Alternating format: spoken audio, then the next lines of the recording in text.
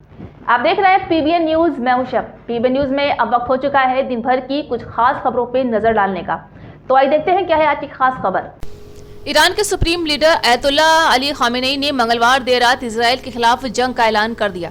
उन्होंने एक्स पर लिखा है कि जंग शुरू होती है, हम आतंकी इजराइल को कड़ा जवाब देंगे, उन पर कोई दया नहीं दिखाएंगे। इस ऐलान के बाद ईरान ने इजराइल पर 25 मिसाइलें दागी। वह ईरानी मीडिया में छपी खबरों के मुताबिक ईरान की सैन्य शाखा IRGC ने कहा है कि बुधवार सुबह इजराइल पर फतह मिसाइल किया गया है। ये पहली बार है कि जंग में इस जगह फतह 1 का इस्तेमाल किया गया है, जहां फतह मिसाइल हाइपरसोनिक है, यानी ये आवाज की गति से 5 गुना तेज उड़ती है। IRGC ने कहा है कि फतह मिसाइलों ने इजराइल के एयर डिफेंस सिस्टम को भेद दिया है और बार बार उनके सुरक्षित ठिकानों को निशाना बनाया। हालांकि इससे इजराइल को कितना नुकसान हुआ है इसकी कोई सूचना नहीं मिली है।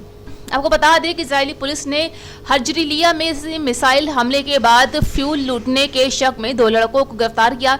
इन दोनों की उम्र 17 साल है, जहां कल ईरान ने हजरिलिया में मोसाद हेडक्वार्टर को निशाना बनाते हुए मिसाइल दागी थी। ये दोनों लड़के घटनास्थल के पास फ्यूल कैन के साथ पकड़े गए थे। वहीं वॉल स्ट्रीट जर्नल की एक रिपोर्ट के मुताबिक इजराइल के पास अब इंटरसेप्ट मिसाइलों की कमी हो रही है, जहां ये इंटरसेप्ट ईरान जैसी जगहों से आने वाली लंबी दूरी की बैलिस्टिक मिसाइलों को रोकने के लिए अहम माने जाते हैं। रिपोर्ट में अमेरिका अधिकारी के हवाले से कहा गया है कि अमेरिका को इस समस्या की जानकारी कई महीनों से थी। अब वो इजराइल की रक्षा के लिए जमीन, समंदर और हवा से अपनी सैन्य मौजूदगी बढ़ा रहा है। तो ईरान मीडिया में छपी खबरों के मुताबिक ईरान के सैन्य शाखा IRGC रेवोल्यूशनरी गार्ड कॉर्प्स ने बुधवार सुबह इजराइल पर पहली बार फतह मिसाइल का इस्तेमाल करने का दावा किया है। IRGC ने कहा है कि ईरान का अब इजराइल के आसमान पर कब्जा हो चुका है। तस्नीम मीडिया के मुताबिक IRGC ने कहा है कि फतह मिसाइलों ने इजराइल के एयर डिफेंस सिस्टम को भेद दिया है और बार बार उनके सुरक्षित ठिकानों को निशाना बनाया गया। बयान में ये भी कहा गया है कि यह हमला इजराइल और उसके सहयोगी देशों को ईरान की ताकत का सीधा संदेश था। ईरान ने दावा किया